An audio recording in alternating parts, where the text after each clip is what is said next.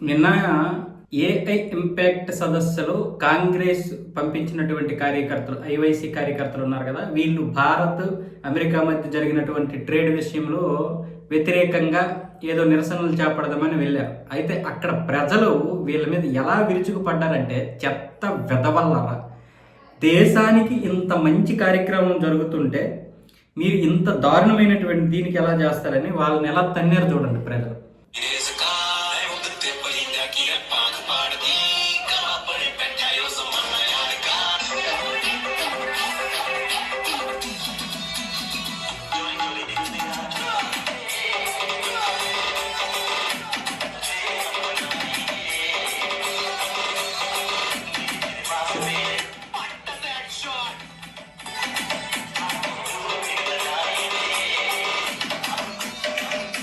ప్రస్తుతానికి వీళ్ళందరినీ కూడా అరెస్ట్ చేయడం జరిగింది.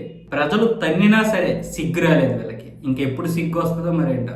మరి రాహుల్ గాంధీ నిజంగా బీజేపీకి ఎంత మంచి మైలేజ్ ఇస్తున్నాడంటే, ఇలాంటి పనికిరాని పనులు చేసి మంచి మైలేజ్ తీసుకొస్తున్నాడు. అందుకే నేను ఏమంటున్నానంటే, రాహుల్ గాంధీ ఉండాలి 10 కాలాల పాటు, ఆయన చల్లగా ఉండాలి. ఆయన చల్లగా ఉంటే బీజేపీకి మరొక 50 సంవత్సరాలు ఏమీ కాదు, కనీసం 30 సంవత్సరాలు వస్తే ఆ తర్వాత ప్రతిపక్షంలో మరొక హిందూ పార్టీ లేకపోతే హిందువుల యొక్క మనోభావాలు అర్థం చేసుకున్నటువంటి పార్టీలు వస్తాయి. కాబట్టి అప్పటి వరకు రాహుల్ గాంధీ మనకి ఇలాంటి పనులు చేస్తూనే ఉండాలి.